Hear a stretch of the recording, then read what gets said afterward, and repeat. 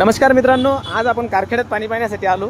आता आपण पाणी पाहण्यासाठी आल्यानंतर आता हे बघा, हे गाव जे हे कारखेड्यात आहे, चिखली तालुक्यात येते, बुलढाणा जिल्ह्यात येतं। आज आपल्याला इथला फोन आला, आज आपण इथं आलो। इथं आल्यानंतर आता आपण त्यांच्याशी गावात आलो। गावात आल्यानंतर आता आपण शेतात जाणार आहे। शेतात गेल्यानंतर तिथलचे काय पोझिशन आहे, काय ते सर्व तुम्हाला सांगणार आहे। व्हिडिओ तुम्ही शेवटपर्यंत बघा आणि शेअर करा, लाईक करा आणि सबस्क्राईब करा। तुम्हाला मी सर्व काही माहिती देत राहील। चला आता आपण त्यांच्या शेतात आलो। इथं मी आता गाडी लावली। गाडी लावल्यानंतर हे बघा, आता तुम्हाला शेत दाखवतोय, तुम्ही बघतायत ना, हे सर्व त्यांचे शेत आहे। या शेतात आपल्याला एक पाईंट काढायचा आहे। या पोल्ट्री फार्मसाठी पाणी नाही, तरी आपल्याला या पोल्ट्री फार्मला पाणी लागेल, अशा ठिकाणी पाणी काढणं आहे। हे बघा, आता आपण इथं तांब्यावर पाणी पाहते। तांब्यावर पाणी पाहिल्यानंतर आपल्याला बी याचा रिझल्ट आजच येणार आहे। तुम्ही शेवटपर्यंत व्हिडिओ पहा, तुम्हाला दिसणार आहे, कारण हे लगेच गाडी लावणार आहेत भाऊ, कारण यांच्या कोंबड्याला पिण्यासाठी पाणी नाही। त्याच्यामुळे इथं अर्ध्या 1-1.5 तासात पाणी येणार, गाडी येणार आहे।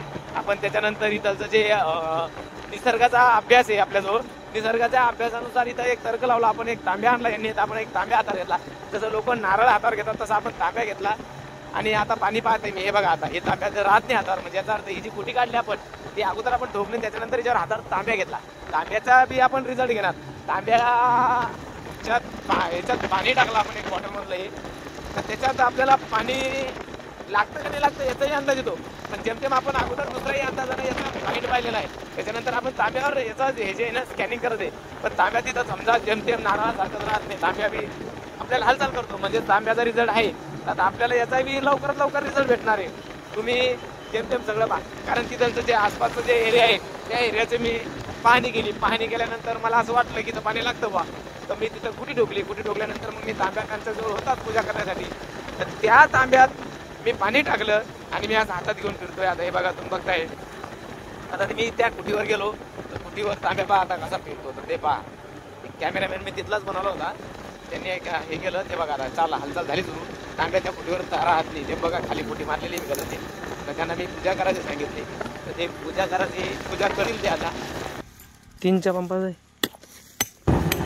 आता हे बघा, इथं कुटी ठोका लागली, कुटी ठोकणं 1.5 पंप चालतो कोणती ठोकल्यानंतर आता इथं जेमतेम आता हे एक पोल्ट्री फार्म आहे त्यांचं, हे एक पोल्ट्री फार्म आहे। बघा आता हे खाली राहणे, त्यांनी अगोदर इकडे हे पाहिजे मुरगात, आता इकडे 2 बोर मारलेले आहेत अगोदर, दोन्ही ड्राय गेलेले आहेत त्यांचे, एक इकडे बाजूला मारला। आता हे बघा, हे झाडाच्या हिशोबानुसार एक अंदाज लावला आपण। हे जे झाड आहे, तर हे झाड पण सांगता आपल्या शेजारी पाणी, याचाही तुम्हाला मी चांगल्यापैकी सविस्तर समजेल असाही व्हिडिओ टाकणार आहेत मी। अजून आता सुरुवात केली व्हिडिओ टाकायची। आपल्याकडे भरपूर व्हिडिओ असे निसर्गाच्या अंदाजावर आपण पाणी कसं पाहणार, निसर्गाच्या हिशोबाने जे झाडं आहेत, हे झाडही आपल्याला भरपूर। हे बघा, आता बोराला पाणी कसं लागलं तेही सांगणार तुम्हाला, पाहू शकता तुम्ही। आता हे बघा, बोरला पाणी लागलं। आता यांच्या गाडी आली, आज सुरू झाली गाडी, त्यांचा आपल्याला फोन आला की गाडी आली आमची। आता हे बघा, पाणी लागलं त्यांना, हे तुम्ही पाहू राहिले। हे बघा, पाणी झालं सुरू, चांगलं 3चा पंप झाला ना असं पाणी सांगितलं आपण त्यांना, कमी सांगितलं 1.5चा पंप, पण 3चा पंप झाला ना असं पाणी लागलं त्यांना। साधारण चांगलं पाणी अजून चालू आहे बोर। आता भरपूर पाणी जे लागेल ते आपल्याला अजून रिझल्ट येणार त्यांचा।